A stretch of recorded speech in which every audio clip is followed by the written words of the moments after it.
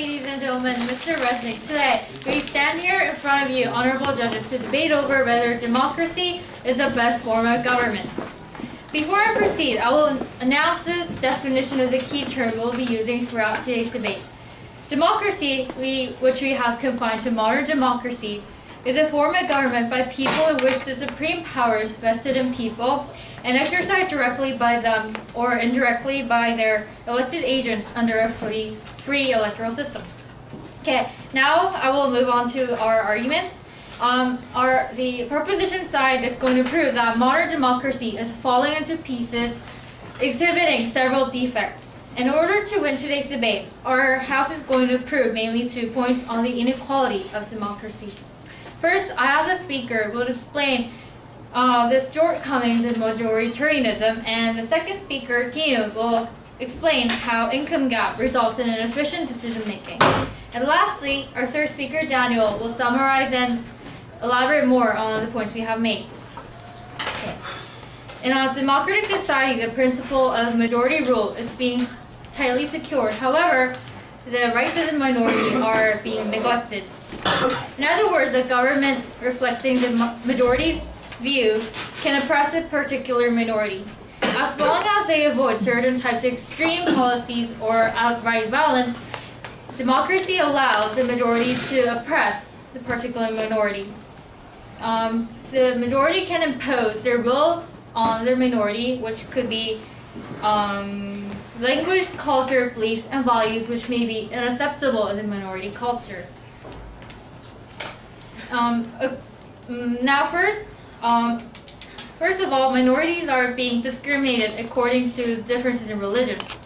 To clarify this point, I will provide you an example. Several European nations have introduced bans on certain religious symbols, especially the Islamic symbols like hijabs and burqas. According to Human Rights Watch, they report that in France, they are banned under the law on secularity and conspicuous religious symbols. This case evidently proves how the freedom of religion of minority are oppressed by their religious majority. Thank you. Second of all, ethnic minorities are being unfairly discriminated. Democracy, although said to guarantee everyone the right to be protected under the law, fails to protect the marginalized minorities. For example, the Swedish government in the mid-1930s and 1970s forcibly sterilized 63,000 women simply because they were of mixed race. 63,000 women just because they were of mixed race. Ironically, Sweden was considered a model democracy as long as you can remember. Moreover, initial abandonment to ethnic minority residents in New Orleans after Hurricane Katrina clearly illustrates the degree to which a racial minority could be left out and isolated from democracy. Lastly, because democratic nations are governed by the majority, various practical views cannot be reflected in the democratic system. According to Paul Trenner, a political scientist, democracy inhibits formation of major new parties, which means that chance that in any 10 years, a completely new party will gain no more than 5% of the total votes is minor. This phenomenon results in range of political ideas being limited, which would eventually result in innovative political approach being restricted. And to summarize my points, I have first elaborated the severe consequences democracy could bring about when it comes to religious minorities, and then ethnic minorities, and then the tyranny of the political majority. How could democracy be called the best form of government when a considerable number of people are discriminated unfairly by those who are in charge with authority? It seems as if democracy's people is referring only to the majority, not to the minority. Remember, ladies and gentlemen, we are not neglecting the values of democracy. Our contention is that democracy has been losing its true meaning and purpose, and thus the defects of democracy must be carefully watched out for in order to retrieve the true spirit of democracy. Please vote for the proposition side. Thank you.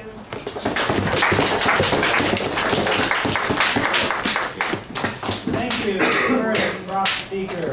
The first speaker for the upside is going to be Kim Chi-yeon. Let's welcome her.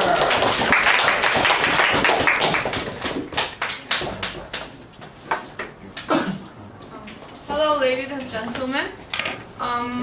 Today we have gathered here to debate about the motion, democracy is not the best form of government.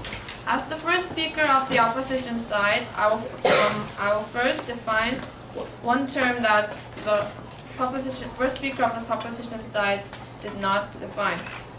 As she mentioned earlier, democracy is a form of government by the people in which the supreme power is vested in the people and exercised directly by them or by their elected agents under a free electoral system. Also, the word best means that better than any other. The opposition team has divided its points into two parts, which is directly related to the parts of the definition of democracy in today's debate. As the first speaker of the opposition team, I will make my point about the quality that in democracy, the supreme power is vested in the people. After some rebuttals about what the first speaker of the proposition side has said, then the second speaker of the opposition side, Kil-hyun, will elaborate on another point which suggests that in democracy, the supreme power is exercised directly by the people or by elected agents under a free electoral system. Lastly, the last speaker of our team, Young-min, will summarize our points and criticize the points made by the proposition side and wrap up. The proposition side claims that majority rule can result in the elimination of the rights of minorities. However, the concept of democracy includes not only majority rules, but also minority rights.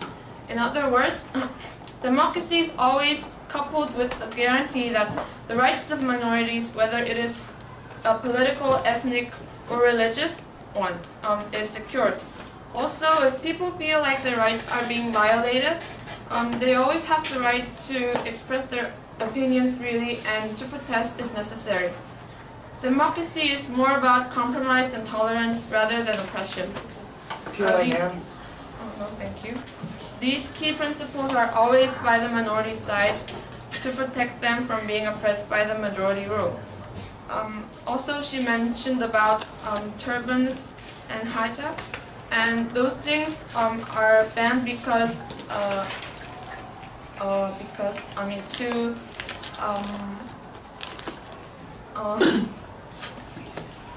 identify terrorists, although that has a reason. And so I will move on to my arguments, which is connected to the first part of our definition of democracy. The supreme power is vested in the people. Democracy guarantees the rights, freedom, and equality of all individuals. Democracy guarantees the rights, freedom, and equality of all individuals. If these things are eliminated by forces, people are always allowed to protest against it with systems such as administrative litigation and petitioning the Constitution. ma'am. No, thank you. Let's take a closer look at other types of government so that we can clearly see the virtues of democracy. There are largely three branches in the forms of government: anarchy, autocracy, and democracy. Anarchy. Anarchism denies the existence of government, but rather believes that by cooperation and compromise among human beings, peaceful lives can be achieved. Anarchism rejects compulsory government and supports its elimination, often due to a wider rejection of involuntary or permanent authority. It works with the premise that all human beings are created goodwill. The problem is that if you feel like your rights are being violated, you have no one to cry out help for. You have to deal it by yourself or compromise with others, which does not guarantee your rights and freedom. Dictatorship, on the other hand, denies individual rights but rather relies solely on one or few leaders. Those leaders or leader make all the decisions, and if someone has a problem with that policy, he or she just has to die. You have to end your life or, get killed by the dictator or live up to it. Protests against the dictator often lead to massacres such as the Great Purge of Stalin or the Gwangju Resistance of May 18th. By contrast, in democracy, the freedom of expression and speech is guaranteed and protests are allowed. For instance, in Korea, laws that ensure freedom of religion, press, and art are located in the 20th, 21st, and 22nd clause of the Constitution of the Republic of Korea. Now, can you see things more clearly? Dictatorship suppresses individual rights, while democracy guarantees individual rights and freedom with solid methods such as administrative litigation and petitioning the Constitution. Moreover, anarchy does not guarantee individual rights or freedom and equality. It just bets that inherently good-willed people will voluntarily do things to secure other people's rights. This examples that I showed clearly shows that democracy is better than any other forms of government. So, ladies and gentlemen, please vote for the opposition side. We urge you, plead you, and beg you. Thank you.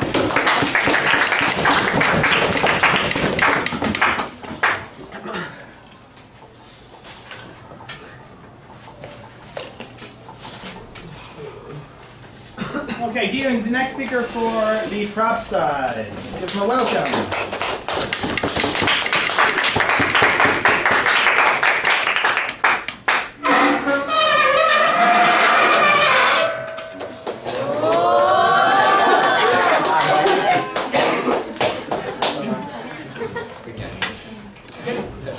As the second speaker of the proposition, I'll prove that political inequality caused by economic inequality in democracy makes democracy not any better, not worse, than many other forms of government. I'll start by making rebuttals to the arguments made by the first speaker of the proposition. Alright. She stated that democracy is better than any other forms of government because power resides in the people. In the following arguments, I'll prove that the powers in democracy reside not in the people, but in the wealthy people that has so much influence over the entire country. Also, she mentioned about turbans, but I think it's just a tyranny of the majority, forcing on a religion that is not familiar to them. That's the end of the rebuttals. Now, according to American Political Science Association, in the United States, households with income higher than $100,000, who constitute only 12% of the entire population, made 95% of the donation to political parties. What's more, people with higher incomes donate those with significantly lower income in almost every aspect of political participation. Not only are they more dominant in in the money-related aspects of politics, the high incomes have more affiliation with political organizations, do more protests, and they even vote more. 86% of the people with income higher than $75,000 vote. Only 52% of the people with income under $15,000 vote. As a result, political parties are twice as responsive to the preference of the rich, according to a paper by Jollins, a Princeton University professor. Twice as much, ladies and gentlemen. A recent study also finds that U.S. senators are more responsive to the needs of the wealthy. Is democracy democratic, after all? No, ladies and gentlemen, it is not. It is no more than a plutocracy or rule by the wealthy. What makes democracy better than other forms of government that supporters of democracy often criticize for being ruled by the privileged few? Democracy, after all, is ruled by the privileged wealthy. What happened? Yes, sir. Is it like democracy doesn't guarantee equality for people, and then which form of government guarantees equality? Like, as their machine. I'm going to argue that democracy is not better than those governments. That democracy having no guaranteeing no rights to people is the same as other governments that have privileged few governing over the people, that the people don't have any power point to change things. What happened to the rights of the poor? The rights to participate. A study by Michael Ross of UCLA proves that rights of the poor in democracy have few, if any, effect on the welfare. Few, if any, effect. Sounds familiar? Just like the monarchies or the aristocracies, the poor cannot utilize their rights to change their welfare. The poor have a hard time finding means of utilizing their rights, and their welfare is affected wholly by the wealthy.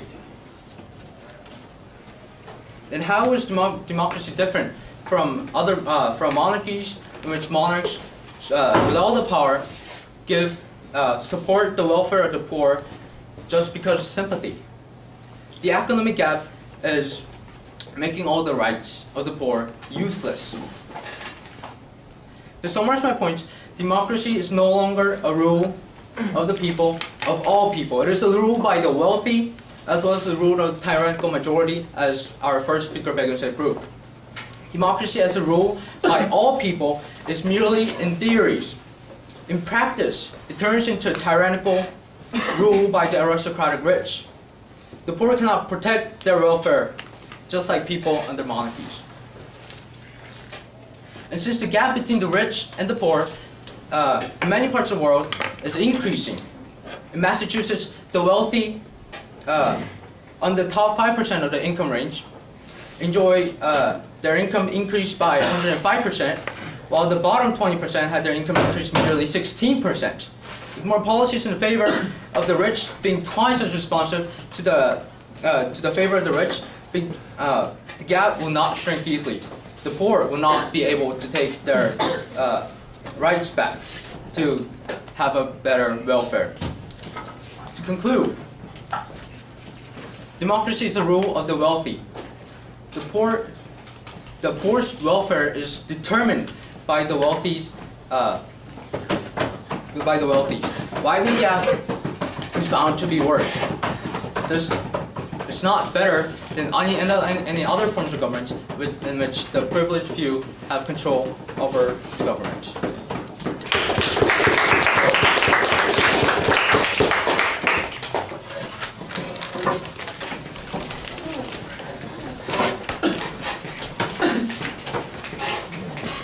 Okay, remember after the Young speech, we're going to have floor speeches. So think about what you'd say for you to talk. Okay, let's welcome Kim Hyun.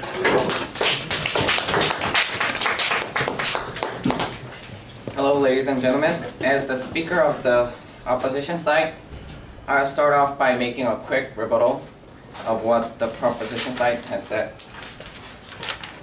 The second speaker stated economic gap as defect of democracy. Sorry for the proposition side, but I think you confuse democracy with capitalism. Democracy hangs out with capitalism most of the time, but that doesn't make those two concepts synonymous. In other words, polarization of wealth is something that has to do with capitalism, not democracy. Therefore, this point is out of the question. Now I'll skip to the opposition side's next argument. Fellow classmates, one of the fundamental and significant characteristics of democracy is that the supreme power is exercised directly by the people or by elected agents under a free electoral system. Not only do democratic governments guarantee rights, as our first speaker has strongly stated, but it also provides citizens with many effective methods for the exercise of such rights. Most basically, election is a major mechanism in exercising one's rights. As the most notable feature of democracy, an election gives citizens the power to pick their leaders themselves. In this part, the proposition side may ask, but dictators like Hitler or Park Chung-hee were elected too. But in democracy, there is another mechanism that counters such problems. Citizens have the power to denounce the leaders as well. what these interconnections implicate is that the power of nation is in the hands of the people. Next time. That is why the first part of the definition is a form of government by the people. In conclusion, democracy guarantees rights themselves along with the mechanism of More using... information. Yes. Okay. You mentioned that election guarantees the basic rights of citizens in making and reflecting every decision of every individual. But however, we're suggesting that, like Kyun said, those few people, the few really wealthy people, are imposing extreme power on decision making. It's not a fair way, but it is happening around the world. But every person has one vote each. That's why election is fair.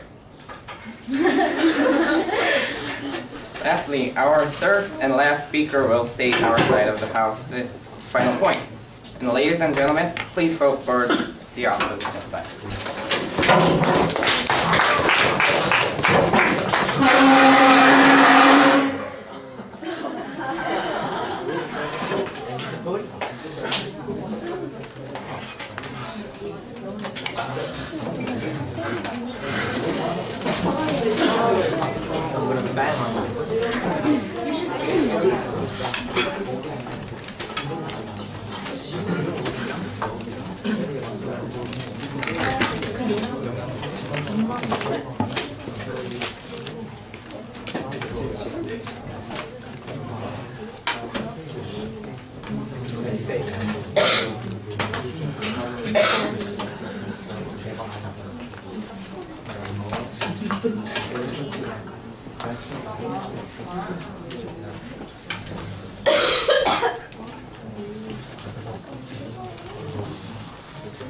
Okay, time for some floor speeches. Let's see.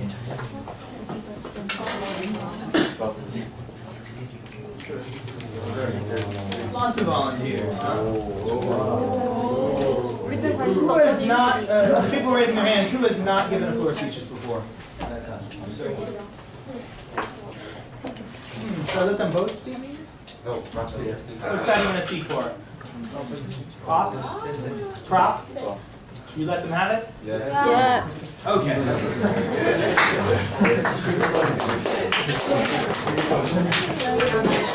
Okay, proposition first.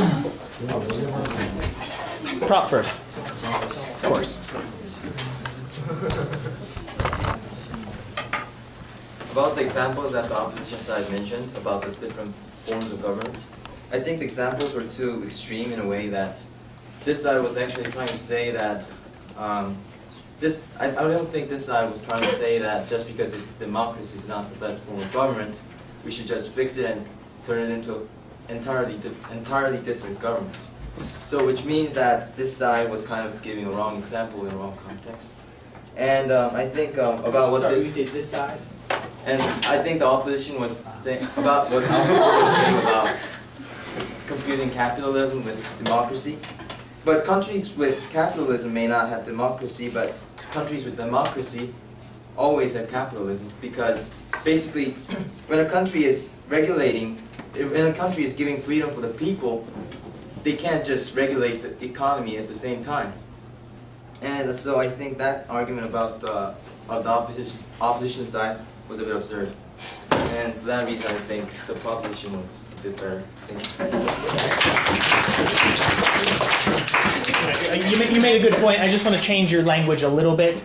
Instead of the word regulate, you want to say manage the economy.